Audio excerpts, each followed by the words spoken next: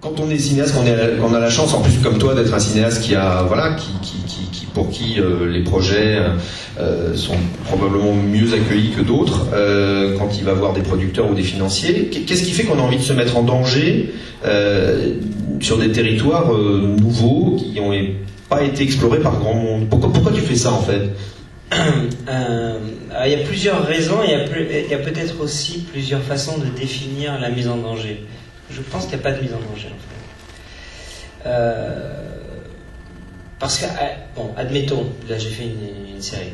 Donc maintenant cette série est foirée, on dira au pire, ce réalisateur il ne peut pas travailler dans ces tout petits budgets, c'est foiré, et donc voilà. Donc il n'y a pas de mise en danger. Tu vois, après, tu fais la seule prise de risque, c'est d'essayer quelque chose. Et je pense que mes films étaient aussi au cinéma. Même dans le cinéma, c'était ça. Si tu veux, quand on m'avait proposé, par exemple, de faire Coco Chanel, Igor Stravinsky, une histoire d'amour anti-romantique en 1920,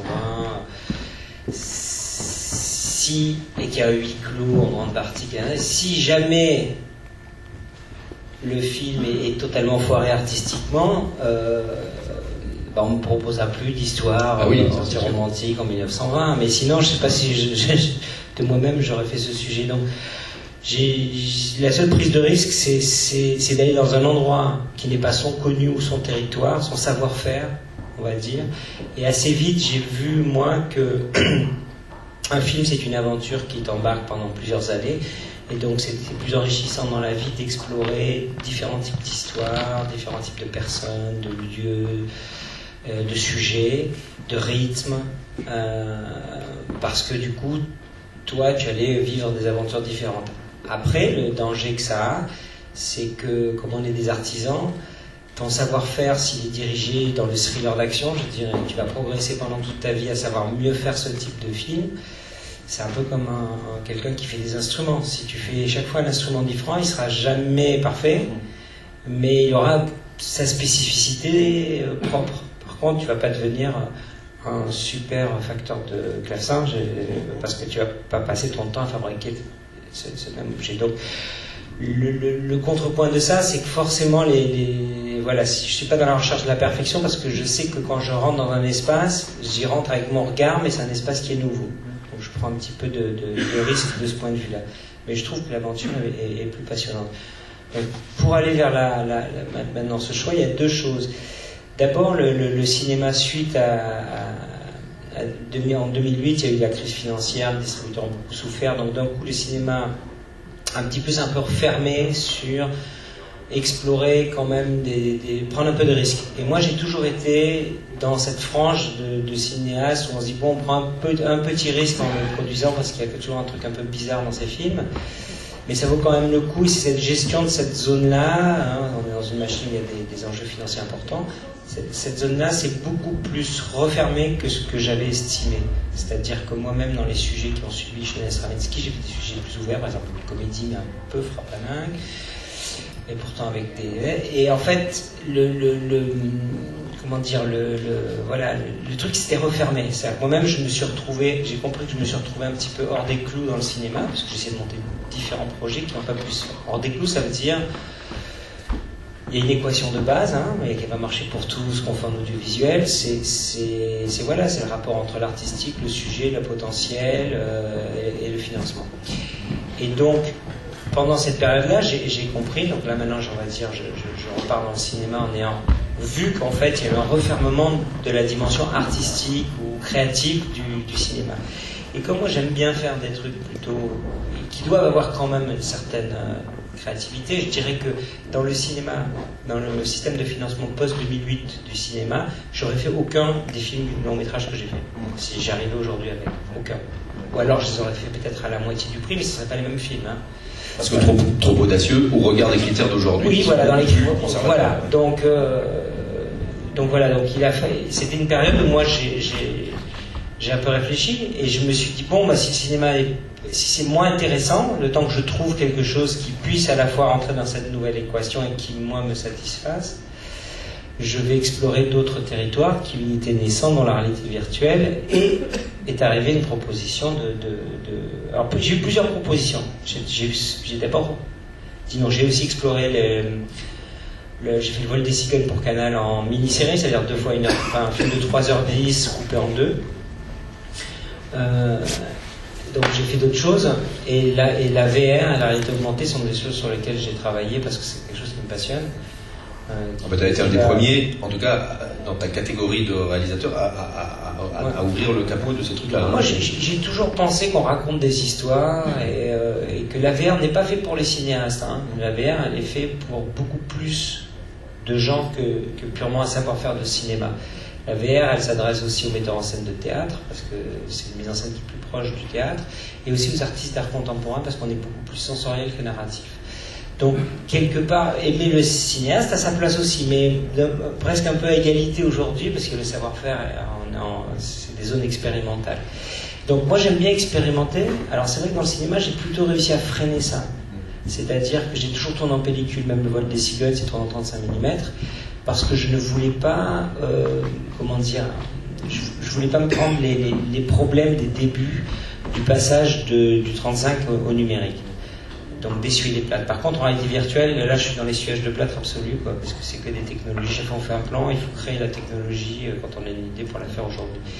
Mais voilà. Et donc, dans cette période-là, on m'a proposé une série, mais j'ai dit non finalement, parce que je me suis dit pourquoi faire quelque chose en série, c'est-à-dire 1h30, une histoire d'1h30 coupée en une dizaine d'épisodes. Et comment dire. Et tu as dit non, pardon, juste pour ce petit point-là, tu l'as refusé parce que artistiquement ça ne te paraissait pas au niveau, ça te paraissait trop court justement pour pouvoir exprimer des... Non, c'est-à-dire que artistiquement, quelque part, en tout cas artistiquement, il y avait ça aurait pu être un film intéressant à faire. Mais du coup, on avait 10 fois moins de budget, 10 fois moins de temps, ou 7 fois moins de budget et 5 fois moins de temps. Et à un moment donné, je me dis pourquoi. Voilà, je me dis pourquoi je me permettais. Et puis aussi, moi, j'ai une chose sur certains espaces où je me dis, c'est quand même des espaces pour des jeunes cinéastes qui, comme moi, à l'époque où je faisais des courts-métrages, on met toute l'énergie vitale dedans. Et que voilà, il y a aussi un espace à laisser aux autres. Ça m'arrive souvent sur parfois des petits projets de dire, mais attendez, là, appelez. J'ai vu, tu vois encore parfois des courts-métrages où aller chercher quelqu'un qui va être plus vif. Je commence à être vieux. Et voilà quoi. Donc j'ai dit non. Puis après, Vanessa Dian m'a appelé un jour, elle m'a proposé la série qui s'appelle The Show, qui était développée par Together Media et pour Black Peace, écrit par Jay Ferguson. Et donc j'ai lu, j'ai trouvé ça super en fait, parce que c'était une série, il y avait du contact, c'était un petit peu, je vous raconte super brièvement, mais c'est un peu 99 francs, c'est-à-dire un pamphlet, mais au lieu que ce soit dirigé vers le monde de la publicité, c'est dirigé vers la Silicon Valley, et c'est dirigé vers voilà les arnaques. C'est un petit peu aller dans la violence de ce qui se dessine dans la Silicon Valley, dans les grands Internet.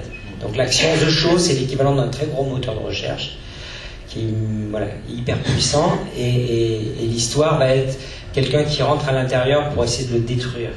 Et en même temps va comprendre comment ça marche, et c'est quelque chose dans un esprit, c'était écrit dans un esprit qui est celui de Jay, mais quelque part qui pour moi, je retrouvais cette énergie un peu de 99 francs, c'est-à-dire un truc assez pété de la tête, des personnages très bien écrits, et quand j'ai lu, j'ai dit oui, ça m'intéresse, mais j'ai dit non en fait, parce que je pense que sur des séries de ce type, et j'ai découvert la série digitale, c'est pas évident de donner le final cut au réalisateur. On est dans un autre système, on n'est pas dans le cinéma. Moi je viens du cinéma où le réalisateur a le contrôle de ce qu'il fait. En France? En France, oui. C'est pour ça que j'ai jamais fait de film aux États-Unis jusqu'à présent.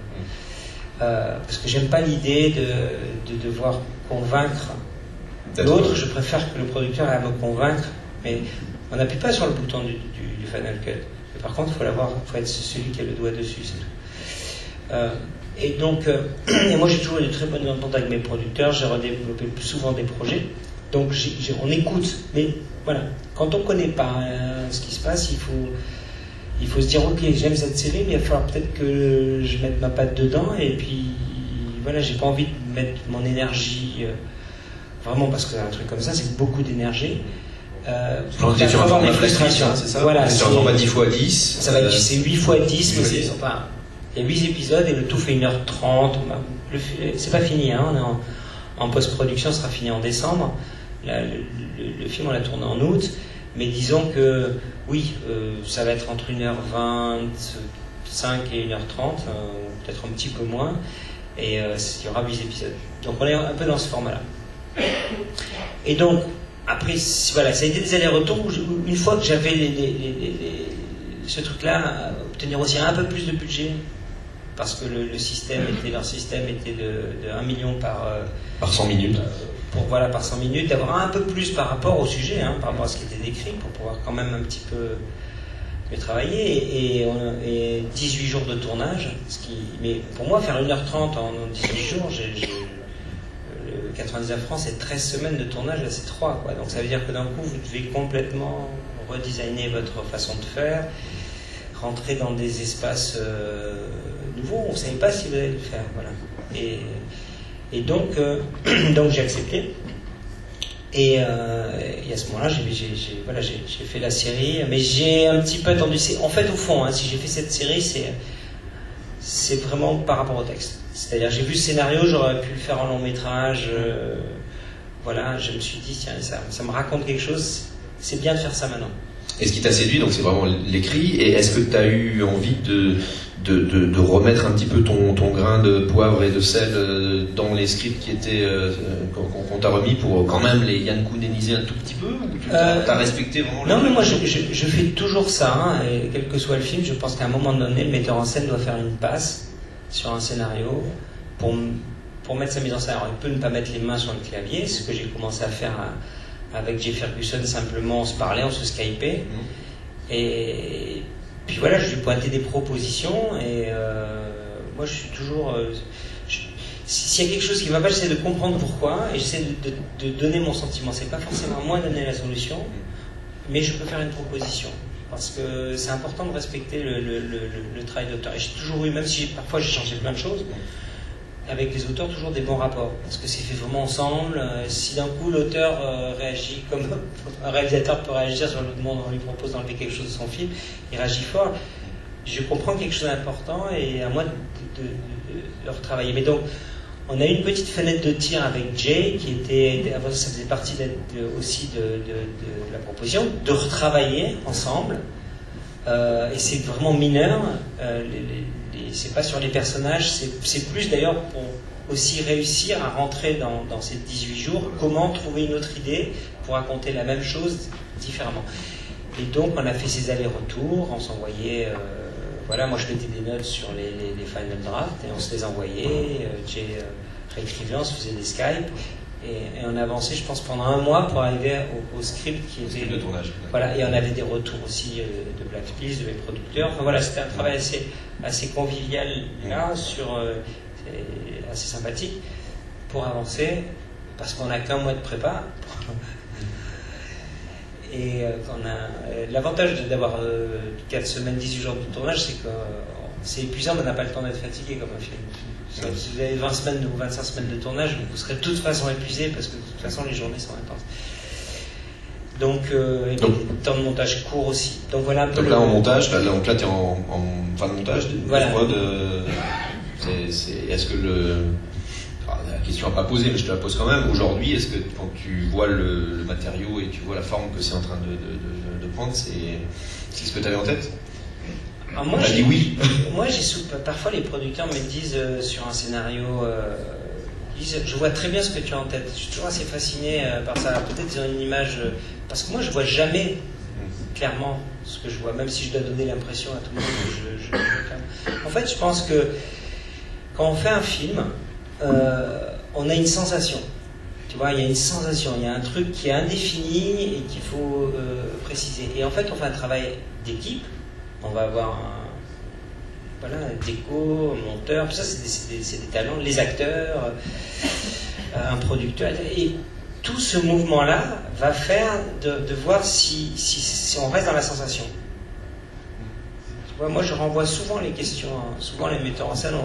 Il y a une légende que j'ai découverte il y a longtemps, que si tu une légende que le metteur en scène doit tout savoir. Ça, c'est une vraie connerie qui vous fait flipper quand vous êtes jeune réalisateur. Mais en fait, pas du tout. Je dis souvent ça dans les écoles de Cinoche, c'est non, une question, quand on vient vous demander, parce que vous savez ce que vous voulez, quand on vient vous demander par exemple parce que la robe est rouge ou bleue, si c'est une costumière, elle a un savoir-faire plus important, une vision plus importante, c'est pareil pour un acteur. Donc la question, elle peut être renvoyée, et toute laquelle tu vois. Et on fait plus un travail de chef d'orchestre, à savoir de garder ce truc. Alors bien sûr, il y a parfois des idées où on dit non, c'est pas ça, et on peut amener une idée. Mais moi, j'aime regarder cette image floue que j'ai, cette sensation de venir nette, alors que parfois les directions sont pas les bonnes, mais intuitivement elles sont bien. Ce qui amène chaque poste, où l'acteur amène quelque chose qui n'est pas ce que vous voyez vraiment, mais qui semble juste par rapport au projet. Il faut juste rester dans cette justesse par rapport au projet. Voilà. Et donc voilà, donc moi j'avais pas de vision, j'avais une sensation. Et aujourd'hui, The Show, il est proche de l'ambition que j'avais de faire, avec beaucoup moins de moyens, mais de faire quelque chose de créatif, mais aussi qui raconte, qui a un pamphlet quand même un peu violent, qui est une attaque un peu frontale, mais tout ça avec des personnages en couleur où on se marre, et qui est un peu plus piquant que 99 francs. Hein. Parce que si on voilà. Et puis moi, tourner ça m'a fait un truc assez vivifiant, qui est tourné avec j'ai l'impression de refaire un peu du court-métrage, quoi. Mais dans le bon sens du terme. Parce qu'en fait, quand on fait du court-métrage, on peut être très créatif. Mais en général, on est tous aussi des débutants. Il y a toujours des départements qui sont un peu débutants. Donc, dans le court-métrage, on n'a pas beaucoup de temps, on n'a pas beaucoup de moyens, puis en plus, ça merde en général quelque part. C'est quand même voilà. C'est un bon résumé. Mais c'est pas grave. On est tous. S'il y a un problème avec les effets visuels, ou s'il y a un problème d'un coup avec un acteur, ou s'il y a un problème d'un coup avec le son, c'est pas de la faute de cette personne qui est juste pas tout à fait la capacité, ou l'assistant qui a pas vu le problème venir, etc.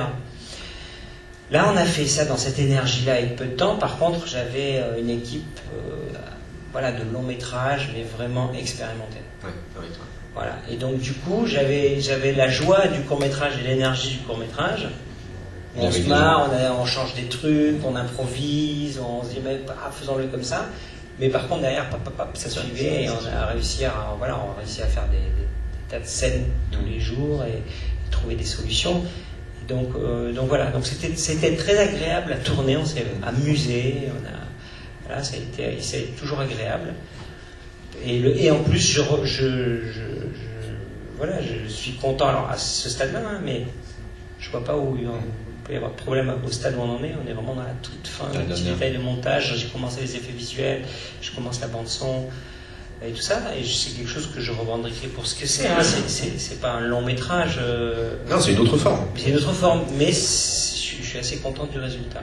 Et est-ce que du coup, en ayant fait ça dans cette économie-là, dans ce process-là et dans cette innovation finalement de travail, ça t'a donné envie, cette fois-ci, de peut-être d'en faire un avec un projet non pas écrit par quelqu'un pour lequel on viendrait de trouver en tant que réel, mais tiens, j'avais moi un truc là que j'ai laissé dans un coin de ma tête, que j'aurais aimé faire en long métrage, mais que, pour les raisons que tu expliquais tout à l'heure, il y a peut-être une frilosité, machin, et te dire, tiens, allez hop, je vais le réinventer sous une forme de série digitale 10x10, alors Black Beef ou d'autres, hein. Ouais. Mais est-ce que ça t'a donné des envies de ressortir certains projets de...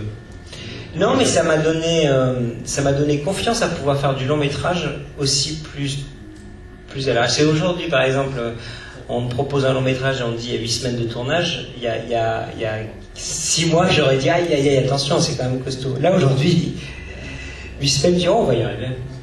On va y arriver. Donc, j'ai appris beaucoup de choses en tournant plus vite et en voyant que certaines choses peuvent se faire aussi plus simplement avec plus de risques. Mais attention, il y a plus de risques, il n'y a pas de choix, quoi. Il y a des scènes, c'est un plan, quoi. Donc on n'a pas tout à fait le droit à l'erreur. Donc j'ai aussi beaucoup de chance. Hein. Mais d'avoir les bons acteurs, d'avoir le bon truc, de ne pas avoir un problème technique, etc. Mais non, en fait ça m'a pas donné cette envie, ça m'a plutôt donné envie de me dire bon, ce projet-là, finalement, que j'avais essayé de faire, au lieu d'en faire un long métrage un peu qui passera pas aujourd'hui, pourquoi ne pas faire un petit long métrage indépendant? Parce que là, du coup, je suis dans des conditions proches, mais moi, je préfère quand même faire des trucs pour le cinéma, d'avoir la gestion de 1h30 en un, et pas de faire de couper. C'est toujours moi, je reste quelqu'un du cinéma, donc je dirais que je me dis, ça m'a donné des nouveaux outils pour le cinéma. Ça c'était une découverte, en fait, tu vois. Et à côté de ça, il y a des sujets où je me dis, si j'arrive pas à le faire dans un petit long métrage, peut-être que je pourrais le faire dans une série de ce type, parce que parfois, ce qui compte, c'est de raconter une histoire. Tu vois, après, quel que soit le moyen, il y a parfois des histoires, tu peux pas faire un film, tu écris un livre parce que tu as envie de partager cette histoire. Et par rapport au temps aussi, qu'on peut, enfin, tu sais ça mieux que personne, le temps qu'il faut dans le cinéma pour réussir à monter un projet, à le financer, etc. Là, tu pourrais te dire, voilà, par rapport à un film indé, là, j'ai la chance d'avoir un monsieur Black Pills ou un monsieur Studio Plus ou un monsieur whoever qui est prêt à faire un chèque s'il est convaincu par une idée, et une fois qu'il a fait le chèque, c'est bon, on y va. Alors, c'est peut-être pas tout l'argent du monde, mais c'est quand même de l'argent, ça permet de te dire que voilà, ce film, je le ferai dans... C'est vrai, ça existe. Mais par exemple, comme je viens d'en faire une, moi comme j'aime bien faire changer le monde, là aujourd'hui, je pense pas comme ça. Peut-être dans 6 mois, quand j'aurai, ou 1 an, que j'aurai essayé de remonter, que les films que j'ai remontés, je sais pas où il y a des problèmes, ça devient un an, je me dis bon, alors ok, je vais arrêter tout pendant une semaine, je vais trouver une idée et je vais voir si, ou cette idée-là, je vais voir finalement si je peux pas. Voilà, parce que c'était l'intensité de ces séries, c'est étonnant. Tu vois, après, le truc que je sens pour moi, c'est que moi j'aime bien le long cours aussi. J'ai été très dépassé quand j'ai fait le vol des cigognes, c'est comme si on partait en tournage, alors que j'ai jamais rencontré les comédiens. D'un coup, c'est bim, il y a un type qui arrive, on répète le dimanche, il tourne le lundi, on change le texte et tout. Et on est quand même très bousculé. Quand on fait un long métrage et qu'on structure plus, on peut vraiment penser, préparer, répéter, tourner. Et quand même, j'aime bien une certaine vitesse. Et là, c'était vraiment la limite. Plus vite, c'est arrêter de la souffrance. Parce qu'on passe à côté de choses. Parce qu'on peut se retrouver très vite au montage en se disant, mais mince, j'avais pas réfléchi à ça, et il y a un truc qui marche pas, ou j'aurais dû le tourner comme ça. Il faut avoir le temps de penser le film, tu vois, d'avoir des discussions. Il n'y a pas de pression avec des acteurs, pas de pression, ça veut dire pas être sur le plateau. Nous, on a répété, par exemple, un truc qui est vraiment super, c'est que j'ai réussi à voir les comédiens pendant 1 semaine avant. Pendant 1 semaine, les dernières semaines de prépa, je n'ai fait que des répétitions. Et on a changé plein de choses dans les scènes, on a regardé. Comme ça, quand on est arrivé sur le plateau, tac, la première prise était la fin de notre dernière répétition et un changement par rapport au lui. Et ça, c'est très important parce qu'on ne se rend pas compte. Avec un si petit nombre de jours de tournage sans répète, là c'est quasiment... Oui, mais le cinéma, il est un peu souvent sans répète. Pourquoi ? Parce que tu as une vedette qui arrive de je sais pas où d'un autre film, il arrive sur le plateau, et puis là il commence à discuter avec son café sur le plateau, il y a 150 techniciens qui attendent. Et toi, en tant que metteur en scène, et l'acteur aussi, on n'a pas le même espace. Et c'est pour ça qu'il y a des jours en plus aussi. Ça fait partie aussi un petit peu de ce truc-là. Donc voilà, il y a des tas de choses. Je pense qu'en fait, comme le cinéma va sans doute rebondir avec, je dirais, les autres acteurs qui arrivent, et c'est une période de transition. Les canaux classiques de financement du cinéma sont un peu fragilisés, quoi. Mais c'est des mutations. Dans cette période de mutation, pour un cinéaste, aller faire de la série digitale, de la réalité virtuelle, de trouver d'autres façons de raconter des histoires qui émergent, c'est super. Et pour la nouvelle génération de cinéastes, c'est super. La différence que je trouve, c'est que je pense qu'il y a dans la psychologie moderne, contemporaine des gens qui financent ça, parfois un rapport un peu peut être difficile par rapport au cinéaste, difficile d'avoir le contrôle du film, et donc quand on fait ses premières armes et qu'on peut être forcé à changer plein de choses, ça peut être douloureux, quoi. Voilà. Juste pour élargir une demi-seconde, sur des formes justement plus longues, qui pourraient être des séries longues que certains de tes confrères, cinéastes, je sais pas, Jane Campion ou d'autres, qui se disent, tiens, cet univers, j'ai envie de le développer sur 6 fois 1 heure ou 8 fois 1 heure, pas forcément pour faire une série récurrente, mais une mini-série dans laquelle finalement j'ai le temps de 2 ou 3 équivalents de long métrage. Est-ce que ce type de durée, c'est quelque chose qui t'inspirerait ou... Ah oui, non, mais bien sûr, C'est-à-dire, voilà, parce que finalement, la série digitale, c'est de faire un long métrage qu'on coupe. C'est de raconter une histoire qui tient sur 1h30, qu'on cliffhanger un peu, qu'on découpe. Puis après, on peut les découper aussi simplement. Hein. Mais moi, j'ai vu un montage, par exemple, de la série que j'ai faite en 1h30. C'est quand même, le rythme est différent. Quand on fait de la fiction, on en parlait avec Vanessa, ma productrice, qui est là, non? Voilà. Vanessa, et il y a Jeff Ferguson qui est là, voilà, qui a écrit. Si j'ai fait cette série, c'est grâce à lui, à son talent. Je vais m'approcher d'eux discrètement, voilà. Alors. Ils ne posent pas de questions, mais ils peuvent peut-être réagir sur cette aventure. Mais moi, je crois que pour un cinéaste, la vraie option, c'est d'avoir 8-10 heures pour raconter l'histoire, parce que là, on passe, le long métrage devient la nouvelle, et là, on passe au roman. On peut développer des intrigues secondaires, on peut... Et moi, je viens juste d'une époque où la télévision, ça n'intéressait pas les gens. Enfin, moi, ça m'intéressait pas à une époque, mais l'époque a complètement changé, et c'est plus créatif aujourd'hui ce qui se passe en télévision, pas forcément toujours en France, mais quand on voit tout ce qui sort avec les Amazon, Netflix, moi j'avais des choses, je me dis, waouh, quelle richesse d'univers, et je suis le premier à consommer. Avant, je ne consommais presque pas plus de séries, mais d'équilibrer. D'attendre autant le dernier film de Cuarón que la deuxième saison de Sense8, quoi, voilà. Levez vos mains. C'est loin là-bas.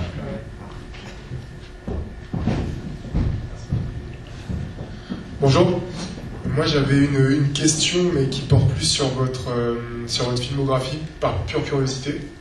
En fait, est-ce qu'il y a un film qui marque une espèce de transition dans votre processus de création entre ce que vous avez fait avant et après? Je vous pose cette question simplement parce que j'avoue que personnellement, de tous les films que vous avez fait, celui qui m'a le plus intéressé, interpellé, marqué, c'est Otherworld.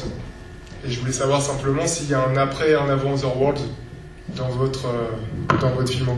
Ah, ça, c'est plutôt à ceux qui voient les films de le dire. C'est-à-dire que, pour moi, oui. C'est-à-dire, en fait, il faut regarder, voir comment évolue un cinéaste. Il ne fait que projeter des rythmes intérieurs, des idées, des pensées, une vision, une histoire qu'il a envie de raconter.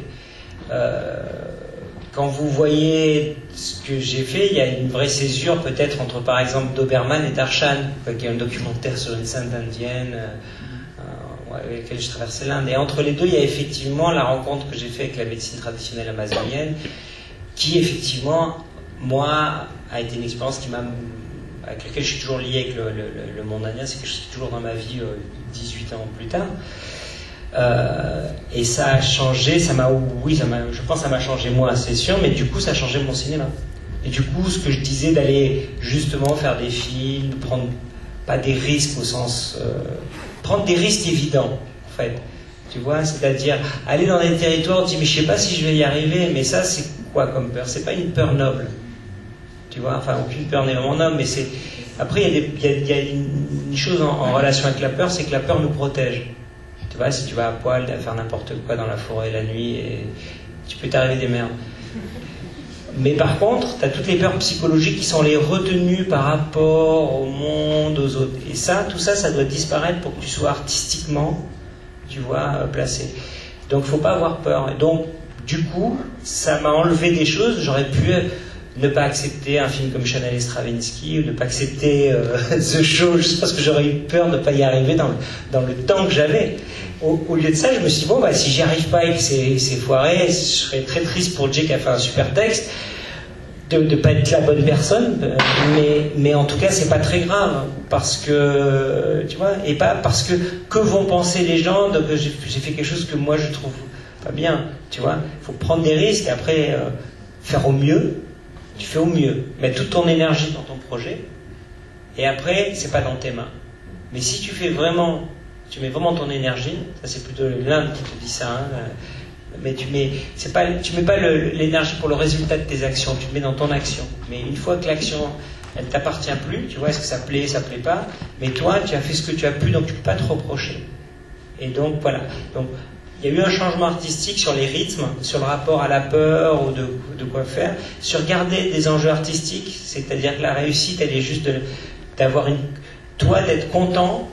Tu vois, des films qui se regardent en te retournant en arrière comme un chemin de partage, d'histoire, de pensée, de sensations, et que toi tu restes droit par rapport à ce chemin-là, quoi, tu vois. Ce qui n'est pas évident. Et un jour, tu vois, là, je vais peut-être faire un film avec des Américains où j'aurai peut-être pas le contrôle du montage. J'en suis à ce stade de me dire, bon, bah, peut-être là, ça peut être peut-être un film, je vais pas réussir. Mais en tout cas, je fais tout pour réussir. Et souvent, j'ai reculé de projet juste parce qu'artistiquement, ça allait pas pour d'autres raisons. Voilà. Oui, mademoiselle. Ah bah alors, j'arrive. Oui, lorsque tu as fait Blueberry, tu avais une séquence absolument merveilleuse, onirique et et qu'on a retrouvé cet esprit dans ta production suivante. Mais est-ce qu'aujourd'hui la VR ne te donne pas envie d'aller encore plus loin dans un délire style Blueberry? Et en question complémentaire, ce qui est facile quand tu tournes en VR, c'est pour expliquer sur place, voilà, les personnes vont aller là, se déplacer, dire ça, etc. Comment tu prépares à l'avance un scénario en VR, et surtout si tu veux mettre des effets comme dans Blueberry? Alors, effectivement, moi, en fait, on est venu me chercher pour faire de la réalité virtuelle sur un projet qui s'appelle Seven Lives, qui est d'ailleurs assez onirique et très artistique. Et donc, c'est un projet qui est toujours en développement.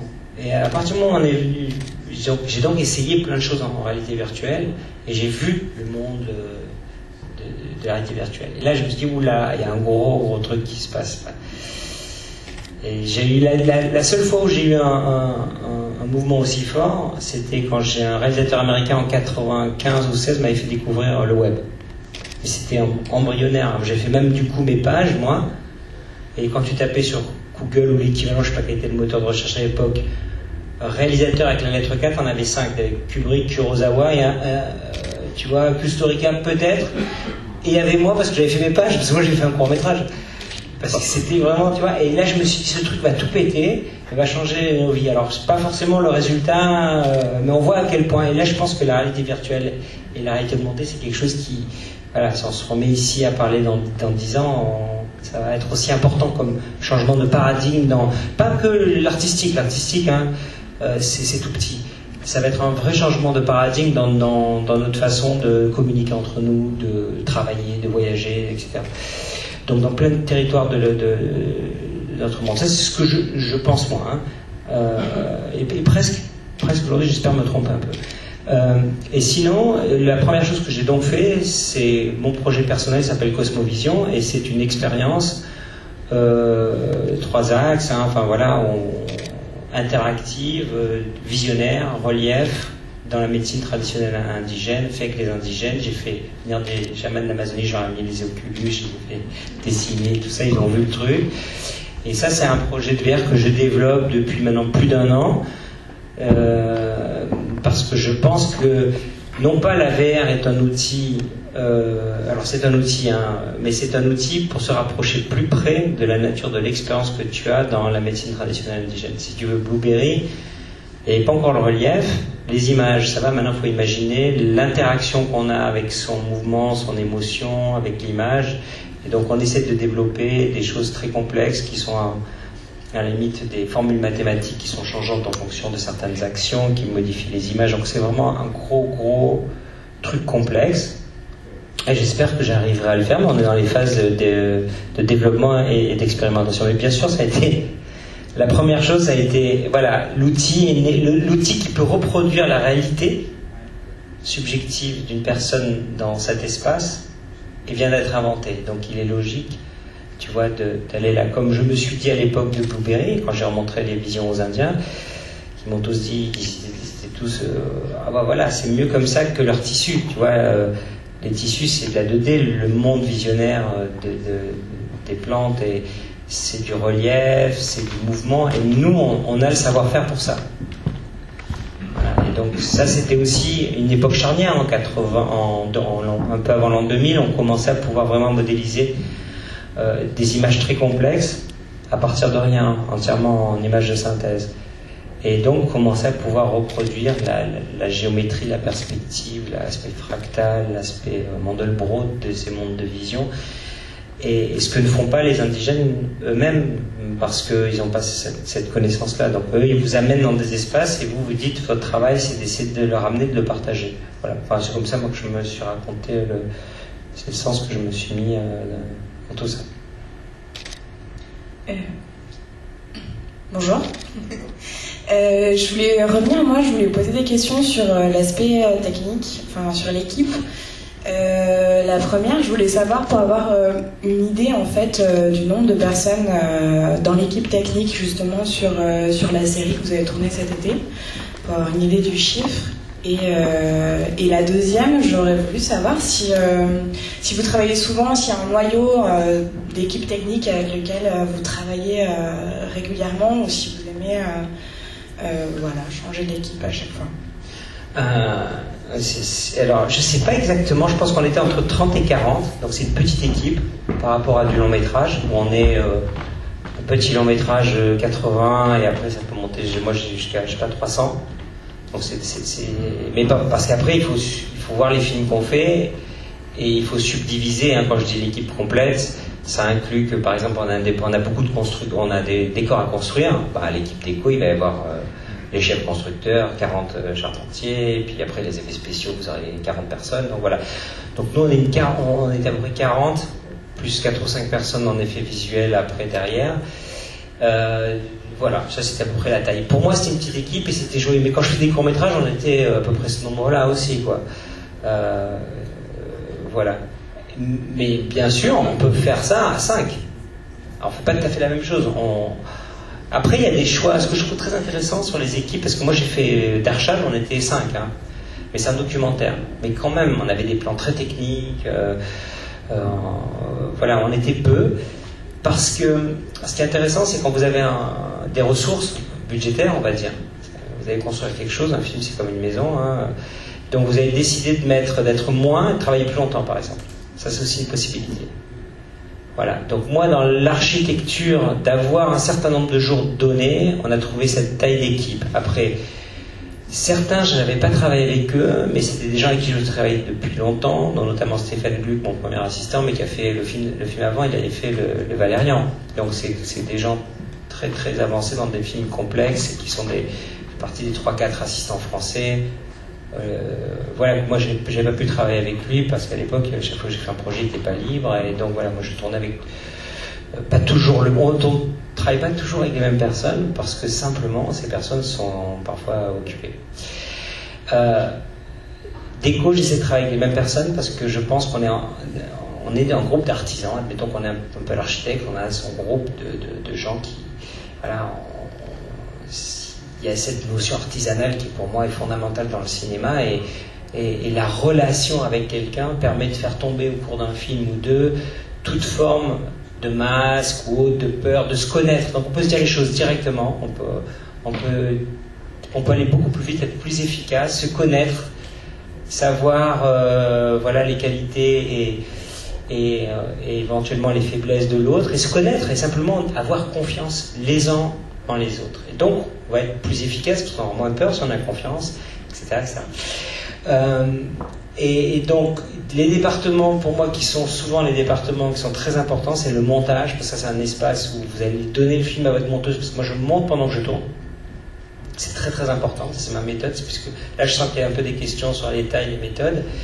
Moi je commence à monter tout de suite, donc c'est important de connaître sa monteuse, parce que la monteuse va m'appeler, va me dire attention dans les rushs, j'ai vu ça, lui un peu en dessous, elle va être un œil extérieur au plateau, à la relation que vous avez avec les gens, et en plus elle va tout de suite monter des scènes, et quand on prend des risques parfois, et quand on n'a pas quitté le décor, ce qui est souvent le cas sur une série digitale, on fait le minimum, on sait qu'on pourra toujours revenir le lendemain faire un plan si vraiment il manque, ou si vraiment, donc la monteuse on permet d'avoir le film non pas monté, mais on permet de voir, voilà, les mises en place, savoir qu'un acteur est faible sur le serre-à-corps, hein, ça on peut le découvrir au montage, donc ça veut dire que vous en tant que metteur en scène, il est juste, mais vous devez surveiller, quand vous lui parlez, si vous allez trop vite, vous devez surveiller un peu plus, ou dire à la script, surveille bien la personne parce qu'on a eu du mal à monter, et ça vous aide le montage à avoir une vision plus précise du travail qui est effectué par chacun. Et parfois vous voyez même pas, c'est simplement quand vous connaissez quelqu'un, il suffit qu'il vous appelle et dire bon, je je vais t'envoyer ça après-demain, mais attention à ça, à ça, à ça. Et puis toi, tu as tendance, je te connais, tu as tendance à faire comme, tu te rappelles, quand on avait fait ce film, tu as tendance à aller un peu vite là, et tu es content parce que ça c'est réussi, c'est vrai que c'est très réussi, mais ça du coup c'est un peu plus faible, parce que tu mets moins d'attention. Donc on a toujours quelqu'un qui est là, c'est pas un coach de boxeur, mais donc du coup, que ce soit la même personne, c'est important. Donc là, j'ai pas eu la même personne, j'ai découvert une autre monteuse que Vanessa m'a proposée, mais qui est très très bien. Par contre, elle n'avait pas ça. C'est-à-dire que elle m'a jamais grondé comme ma monteuse. Je veux pas que j'aime ça, hein, et que ça peut être utile. Pas gronder, mais être un peu inquiète sur certaines choses. Elle dit toujours, tout va bien. Et du coup, j'ai quand même fait une semaine avec ma monteuse, un peu habillée, voilà, que je connais. Elle est venue en renfort pendant une semaine faire une sorte de mettre son regard et nous pointer les faiblesses, parce qu'on devient vite aveugle, hein, dans un film.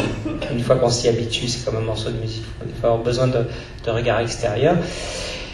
Et donc voilà, ça c'est encore une chose. Le prochain film, ce sera différent, parce qu'elle a vu qu'on peut... Enfin, moi, justement, je titille pour avoir quand même, à un moment donné, sentir que la personne... Vous devez détecter. On a tous des détecteurs. On sent quand quelqu'un n'est pas à l'aise ou content, donc on se dit un problème. Et après, on connaît la valeur de son avis. Si peut-être qu'elle n'en a aucune, donc c'est pas très grave. Mais si vous y avez mis de la valeur à cette personne, dans ces cas-là, vous dira, je vais re-regarder la scène, ou qu'est-ce qu'on rate, quoi. On questionne. Donc, dans tous ces départements, j'aime travailler avec des gens. Mais là, c'est la première fois que je travaille avec Stéphane Gluck, par exemple, c'est mon assistant, mais voilà. Première fois avec la monteuse, alors que c'est fondamental, donc il y a quand même pas mal de zones floues. Par contre, je travaille avec ma chef d'éco, avec un chef op avec qui j'avais fait un film, et un ingénieur du son avec qui j'avais fait un film, et des acteurs que je découvrais, sauf un. Donc voilà, donc, le poste qui est pour moi le plus... je peux bouger le plus facilement, c'est le chef opérateur. Parce que je cadre, en général, j'ai une vision assez précise de ce que doit être la cinématographie.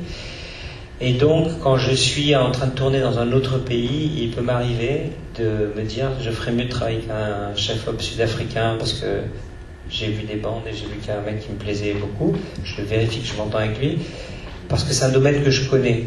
Par contre, si je dois commencer une relation avec un chef décorateur ou avec un monteur, c'est plus complexe. Parce que là, il y a tout un...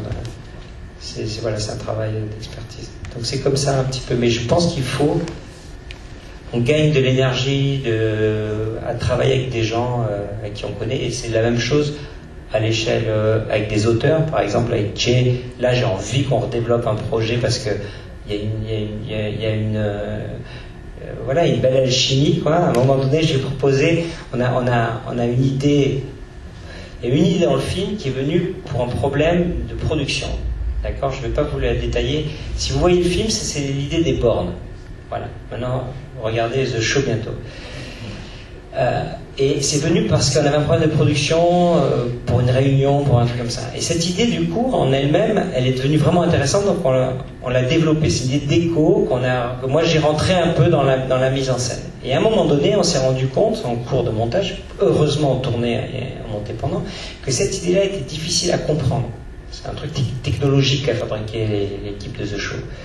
Difficile à faire comprendre. Donc j'ai appelé, on s'est fait des Skype, et je dis écoute, il faudrait qu'on arrête le film à un moment donné et que tel personnage raconte ce que c'est. Et parce que ça peut être une scène intéressante, c'est surprenant parce que c'était pas prévu pour. Surtout que la scène en question, pour laquelle elle a été fabriquée, a finalement disparu avant le tournage. Mais l'idée est restée parce qu'elle était bien. Ça c'est une chose que j'aime beaucoup dans la créativité, c'est quand vous trouvez une idée pour pallier un problème, le problème est résolu autrement, mais vous gardez l'idée parce qu'elle était bonne. Est-ce que c'est pas une idée qu'on a pensée, elle vient d'un problème, comme la vie. Quand on a un problème en tant que metteur en scène, on se dit c'est là que je commence à travailler. Pour moi c'est ça. C'est là que ça va être créatif, parce que ça ne pourra pas se sentir. C'est parce que on a tous nos cerveaux, je ne dis pas qu'ils fonctionnent de la même manière, et le mien est peut-être un peu bizarre, mais on a tous une façon en commun, un archétype, un monde narratif commun. Et donc quand il y a des idées vraiment surprenantes dans les films, je pense qu'elles viennent de solutions en fait à des problèmes. Et souvent on entend des histoires au cinéma de ce type. Et moi je sais que j'ai commencé ça quand j'étais étudiant aux arts décoratifs, je vais revenir sur la scène des bornes après, mais pour vous dire le principe, c'est juste quand j'ai vu la scène d'Orson Welles, c'était Othello d'Orson Welles, c'est la scène du meurtre de Iago, où ils sont tous dans un bain turc, un sorte de hammam, et pour ce couteau, j'avais dit, mais c'est génial de faire ça dans Shakespeare, et tout. Et après, j'ai découvert que c'est parce qu'il n'avait pas les costumes. Et donc, il peut le faire dans le hammam à poil avec une serviette. Et ça m'est resté, mais j'étais jeune, apprenti cinéaste, ça m'a traversé comme une épée d'argent le cerveau et me dire, voilà, ok. C'est là que le travail commence. C'est là que tu passes de quelque chose à te battre pour obtenir ton effet, ou à dire non, je fais pas, ou à dire non, là, il faut que je trouve une solution. Et là, je travaille pour être bien dans le flow créatif, tu vois. Pour ça, pas peur. Et dans le flow, tu te dis, voilà, alors maintenant tu cherches dans les mondes de l'inspiration. Et donc, cette idée de borne est venue, et on l'a trouvée bien. Et il y avait ce truc, AJ a tapé 3 pages. J'ai dit à l'acteur, il faut 5 lignes, juste il raconte, il dit voilà, il se tourne, il raconte cette histoire-là. D'un coup, j'ai reçu 3 pages au bout de 2 jours, qui étaient top. Donc, du coup, j'avais vraiment un problème. Je devais demander à l'acteur qu'il les apprenne pour le lendemain, parce que c'est face caméra. Et en même temps, j'arrivais pas à couper. Donc j'ai quand même dit à l'acteur qu'on va tout garder. Par contre, je peux faire ça off, ça off, ça off. Donc t'apprends que ça et ça.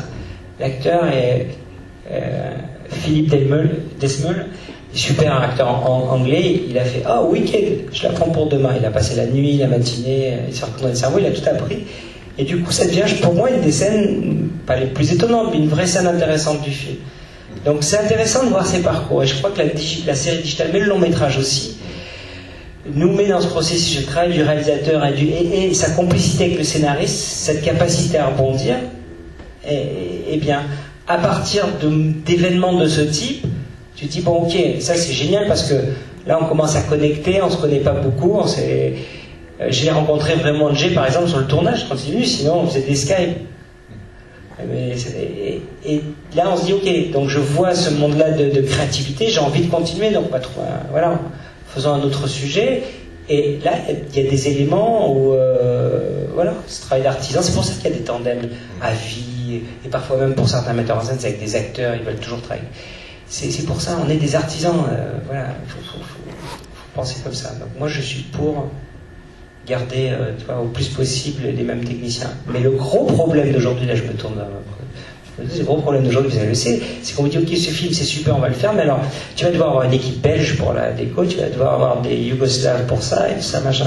Et toi tu sais que d'un coup on te coupe un bras, un truc, un machin, et sinon le film se fait pas. Et ça c'est réparti. Il y a plein de dommages dans la modernité de faire des films, et ça en fait partie je trouve de choses où il faut qui tu vas sacrifier dans ton ergonomie. Tu vois, alors je vais amener telle personne, mais pas celle-là. Ça c'est vrai, je peux pas. Et donc, voilà. C'est la modernité relative, c'est vraiment une modernité entre guillemets financière, c'est juste parce qu'il faut trouver un peu de tax shelter au Luxembourg, un peu de machin en Belgique, un peu de trucs. Mais bon. C'est marrant l'anecdote, alors du coup on a encore plus hâte de voir la série. Bon, c'est fait exprès, je dis. Non, mais il est bon, parce que du coup maintenant c'est le volet, je suis en promo. C'est quoi, c'est janvier, c'est ça? Janvier, février? Je sais pas. Comme ça, début d'année. Elle sera finie, on peut dire, elle sera finie normalement le 22 décembre. Maintenant, après, c'est le distributeur décidera quand il est... Bon, donc le 23, elle est en ligne. Donc, je suis pas sûr. Ouais, voilà, je crois qu'il faut préparer un peu la sortie. Début d'année, ok. Non, mais ça m'a rappelé. Oui, mais t'es arrivé d'avoir des films au cinéma, t'as fini le film, il s'est passé 8 mois, et ils sont pas sortis, tu vois. Parce que les mecs cherchent le slot et tout. Puis toi, d'un coup, tu pars en tournage d'un autre film, et d'un coup, ton film sort, et comment tu fais la promo, et tu fais plein de trucs où tu fais pas la promo, et c'est un peu étrange dans nos métiers. Donc ça existe déjà bien dans le cinéma. Non, mais ça m'a fait penser à une anecdote, ce que tu racontais sur les bornes, là. C'est sur Sacré Graal de Monty Python, la scène culte des chevaliers qu'on entend au début. Avec les... Il n'y avait pas de chevaux, quoi. C'est parce qu'ils n'avaient pas de chevaux, voilà. Et donc les mecs, ils ont dit, bon, on fait quoi? On n'a pas de cheval. Bon, et en fait, ils ont fait ça. Et les gens qui ont vu ce film, c'est la scène dont on se rappelle, c'est celle-là. Non, mais voilà, ça c'est un grand commun de l'histoire du cinéma. Par contre, il y a des films, si vous faites Excalibur, vous ne pouvez pas faire les notes Coco. Tu vois. Et moi, j'ai été confronté à ça. Quand dans 99 ans, j'avais pas l'argent de faire la scène à Miami, j'ai fait un dessin animé. Mais c'est juste pour résoudre un problème. Ça allait avec le film. Quand j'ai fait Le Sacre du Printemps dans Coco Chanel et Igor Stravinsky, à un moment donné, il y avait un problème. J'ai dit, écoutez les gars, je peux pas mettre de dessin animé, je peux rien faire. En fait, je peux rien faire. Donc on fait la scène, on la fait pas. Mais sinon, c'est une scène qui coûte une fortune parce qu'il y a, je sais pas, 1000 figurants, tête des Champs-Élysées, époque, orchestre, danseurs. C'était très très lourd. Donc on l'a fait, mais il y a parfois des scènes où on peut rien faire par contre. On peut juste l'enlever. C'est ça, oui, il faut. Alors une petite dernière pour la route. Si, oui. Le temps d'arriver vers vous.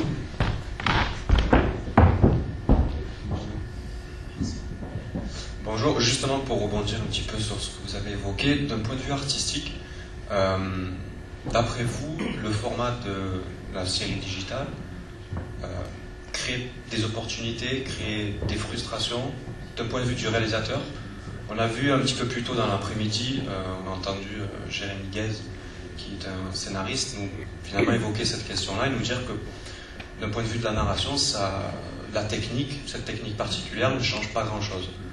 Est-ce que pour le réalisateur, dans la façon dont vous confectionnez vos plans, il y a une évolution, il y a un potentiel nouveau?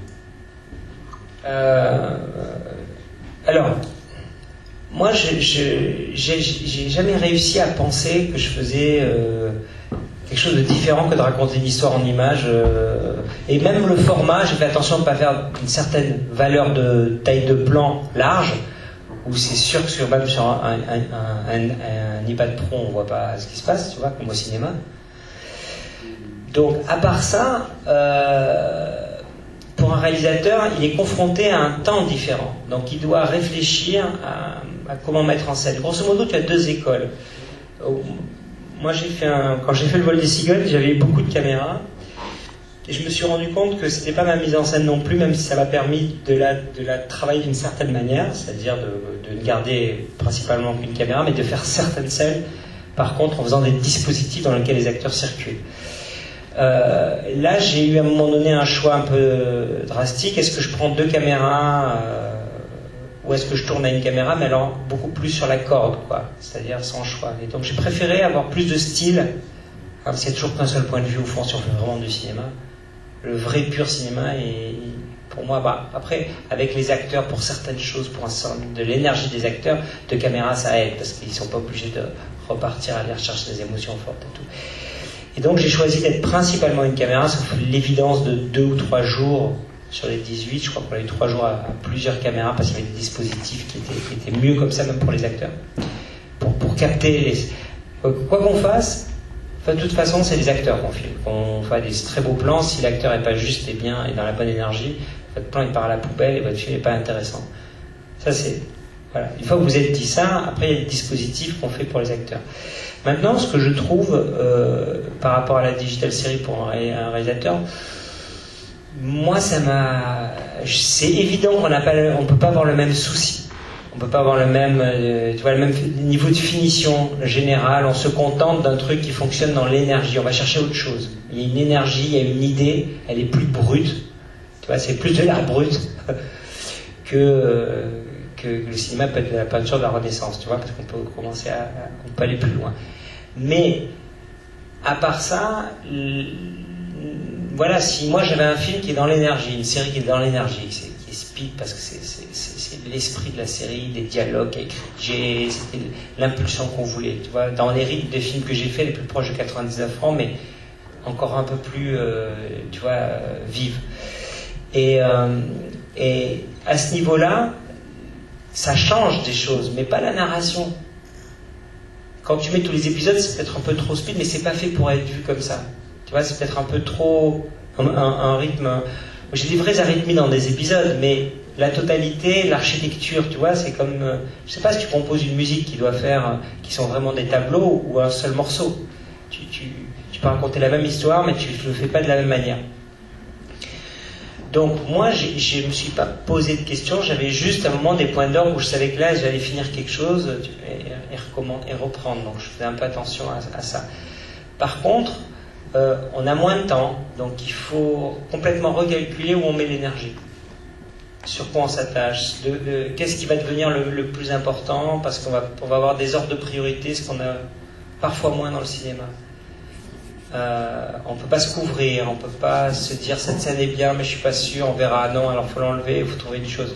Alors il y a très peu de choses qu'on finit au chutier finalement dans la série. Et la dernière chose, c'est le fait que tout soit éclaté dans le temps. Donc c'est plus des conditions de travail.